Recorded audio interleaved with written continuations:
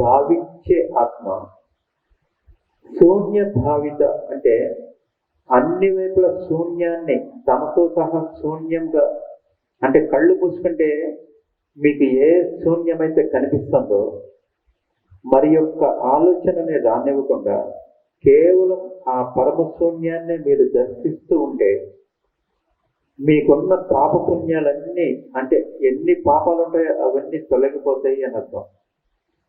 కొందరు సామాన్యులకి అమ్మ పుణ్యం కూడా కరిగిపోద్దా అని డౌట్ రావచ్చు.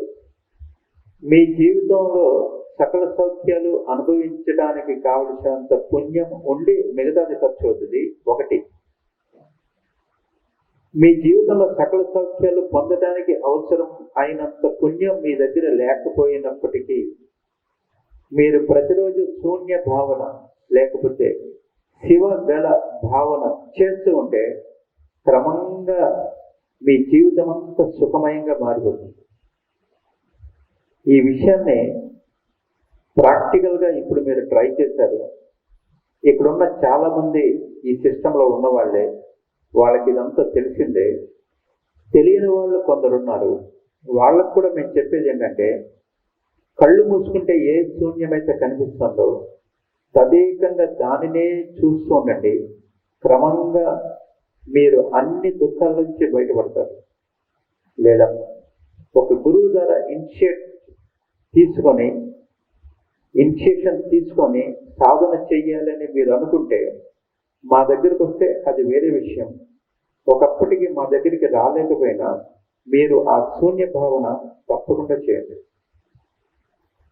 ఇంకా ఈ విషయాన్నే ఇప్పుడు మనం చేసిన ఒక ధ్యానం, ఈ విషయాన్ని ఎలా చెప్పారంటే పంచ ప్రేతాసనాసీన పంచ బ్రహ్మస్వరూపిణి అన్నారు.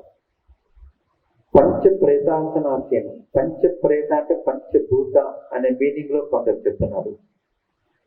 పంచభూతముల్ని తన ఆసనంగా చేసుకొని ఉన్నది అంటే అట్లాంటిది ఏదో ఒక పెద్ద మంచం లాంటిది పెట్టుకొని దాని మీద ఇలాగ అమ్మవారు కూర్చున్నట్టుగా పామరుల కోసం చిత్రము వేయబడింది.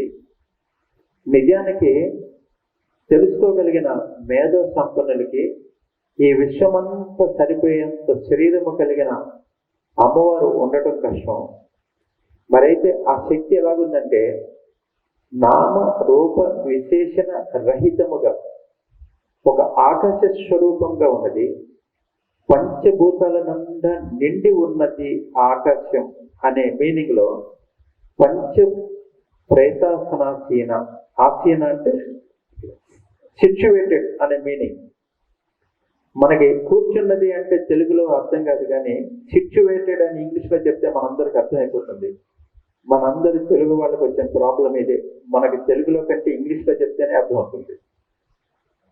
పంచబ్రహ్మ స్వరూపిణి అన్నారు.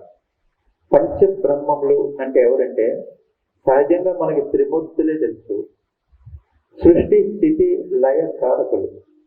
ఈ సృష్టి స్థితి లయ కాకుండా తిరోధాన అనుగ్రహ అనే మరొక 2 సృష్టి కార్యాలు కూడా జరుగుతున్నాయి. సృష్టి స్థితి లయ అంటే ఒక వస్తువు ప్రొడ్యూస్ అవటం, కొంతకాలం అది ఆర్డర్లో ఉండటం, తర్వాత అది నశించటం. నిర్జీవం కానీ జీవం కానీ ఈ విశ్వంలో ప్రతి పదార్థానికి ఈ క్వాలిటీ ఉన్నది. ముందు అది ప్రొడ్యూస్ అవుతుంది, ప్రొడ్యూస్ అయినాక కొంతకాలం అలా ఉంటుంది, తర్వాత అది నశిస్తుంది. జీవులైనా నిర్జీవులైనా అన్నింటికి ఇదే అమలవుతుంది. ఇలా కాకుండా భక్తితో ప్రార్థించిన వాళ్ళకి అట్టడుగుల స్థాయి ఉన్న సడన్ గా అనుగ్రహ అంటే అప్పర్ లెవెల్కి తీసుకెళ్ళడానికి అహంకారం పెరిగి దైవాన్ని లెక్క చేయని స్థితిలోకి ఎవరన్నా వెళ్తే వాళ్ళు ఎంత టాప్ లో ఉన్నా మట్టిలో కలిపేయడం అంటే తిరోధాన శక్తి, ఇవి 2 కూడా యూనివర్స్ లో పనిచేస్తూ ఉన్నాయి. ఈ 2 బ్రహ్మీ శక్తుల గురించి మనుషులకి తెలియకపోతే ఒక్కొక్కప్పుడు నిరీశ్వరవాదం పుట్టుకొచ్చే అవకాశం ఉంది. అంటే ప్రతిదీ నుదుట రాసినట్టుగా జరుగుతుంది అంటే కొంతమంది ఏమంటారంటే అంత రాసిందే జరిగితే మనం ఏదైనా ప్రయత్నం చేయటం దేనికి? ఎవడో ఏదో అయింది, ఏమయ్యా అయిందంటే ఏముందండి అలా రాసి పెట్టుంది అయ్యింది అని చెప్తున్నారు పెద్దలు. కొందరు యంగ్స్టర్స్ ఏం చేస్తున్నారంటే ఇలా చెప్పినప్పుడు రాసి పెట్టిందే జరిగినట్టయితే మనం ఎందుకు ప్రయత్నించాలి అనే ఒక నిరీశ్వరవాదం వస్తుంది. ఇక్కడ చెప్పుకోవాల్సింది ఏంటంటే రాసి పెట్టింది జరగటమే కాక ఆ విశ్వశక్తికి ఇష్టం లేకపోతే, ఆగ్రహం కలిగితే ఎంతటి ఉన్నత స్థితిలో ఉన్న వాళ్ళైనా కిందికి తేగలదు. ఆ శక్తికి అనుగ్రహం కలిగితే ఎంతటి లేని స్థితిలో ఉన్న టాప్లో తీసుకెళ్ళి కూర్చోబెట్టగలదు. ఈ రెండు బ్రహ్మ శక్తుల గురించి కూడా అందరూ తెలుసుకోవడం చాలా అవసరం. ఈ రెండింటితో కలిపి ఇవి పంచబ్రహ్మలు. పంచబ్రహ్మ స్వరూపిణి ఆది పరాశక్తి లేక ఆకాశం లేక ఎనర్జీ ఫీల్డ్ ఐదు భూతములు ఐదు బ్రహ్మములుగా ఐదు భూతములుగా అదే ప్రవర్తిస్తూ ఉన్నది. ఇదొక ఇన్ఫర్మేషన్. మన మైండ్లోకి ఇన్ఫర్మేషన్ సెటప్ అయితే ఆటోమేటిక్గా మన పాపాలు కరిగిపోతాయి. ఈ ఇన్ఫర్మేషన్ ని మనం మైండ్లోకి తీసుకోకుండా కేవలం పంచబ్రహ్మ స్వరూపిణి అయి నమః అంటే ఎక్కువ ఫలితం ఉండదు. మనకు రూపాయి 2 రూపాయల లాభం రావచ్చు, 1,00,000 2 లక్షల లాభం రావచ్చు, 1,00,00,000 2 కోట్ల లాభం రావచ్చు. అంతకుమించి మనం పాపపుణ్యాల్లో నుంచి బయటపడం. ఈ కీలకం తెలియనందువల్లనే ఈ రోజుల్లో చాలా మంది భక్తులు నానా రకాల దేవతల్ని పూజించి ప్రార్థిస్తున్నప్పటికీ మళ్ళీ నిరంతరం కష్టాల్లోనే ఉంటున్నారు. ఎందుకు ఇంత మితిమీరిన కష్టాలు వస్తున్నాయి? ఎవరన్నా ఎప్పుడన్నా ఆలోచించారా? ప్రతి సంవత్సరం నేను తిరుపతి వెళ్ళకపోతే వెంకటేశ్వరుడు నా పని పడతాడండి ఇలా చెప్పేవాళ్ళు చాలా మంది ఉన్నారు. Who is Venkateswara? Is he A sadist? నువ్వు ప్రతి సంవత్సరం వచ్చి ఇక్కడ చుట్టూ గుండు కొట్టించుకోకపోతే నీ పని పట్టే ఒక శాడిస్టా? వీధి రౌడీలు ఉంటారండి, మీరు టైంకి చందా ఇవ్వకపోతే మీ పని పడతారు. అప్పటికి చందా ఇస్తే మీరు బతికిపోయారు, మళ్ళీ నెక్స్ట్ ట్రిప్ చందా ఇవ్వకపోతే మీ పని అవుట్. అట్లాంటి వాడు వెంకటేశ్వరుడు కాదు. ఒక్కసారి స్మరిస్తే జీవితంలో ఉన్న దుఃఖాలన్నింటినీ తొలగించి వేస్తాడు అని చెప్పబడే ఈ దేవతలు మనకి పదే పదే కష్టాలు ఎందుకు కలిగిస్తున్నారు? పొద్దున్నే దీపం వెలిగించకపోతే అమ్మవారు నా పని పడుతుందండి, ఇది పూర్తిగా రాంగ్ నోషన్. జీవితంలో ఒక్కసారి దీపం వెలిగించిన జీవితం అంతా కాపాడుతుంది అమ్మవారు అని పుస్తకాలన్నీ ప్రకటిస్తూ ఉంటే మన జీవితంలో మన ప్రాక్టీస్ మాత్రం ఏ రోజు దీపం వెలిగించకపోతే ఆ రోజు మన పని అవుట్ అన్నట్టుగా ఉంది. ఎందుకని?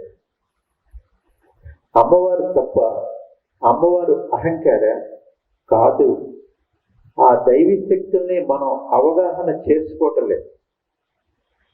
అన్నమయ్య పడతాడు, ఎంత మాత్రము ఎవ్వరు తలచినా అంత మాత్రమే నీవు,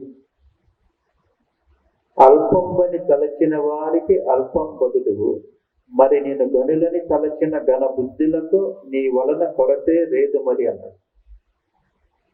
ఎంత మాత్రము పిలిచినా అంత మాత్రమే నీవు అంటే దీనికి మనం పొరపాటు మీనింగ్ ఎలా తీసుకున్నాం అంటే, దారి మీద మోటార్ సైకిల్ మీద వెళ్ళిపోతూ గుడి ముందు సడన్ బ్రేక్ కొట్టేసి హలో అనగానే దేవుడు వెంటనే కూర్చున్న వాడు తుళ్ళిబడి లేచి పంచి ఎగబట్టుకొని బాబు ఏం కావాలి నీకు చెప్పు, 1,00,000 కావాలా 1,00,00,000 కావాలని పరిగెత్తుకు వస్తాడు అని మనం అర్థం చేసుకుంటాం.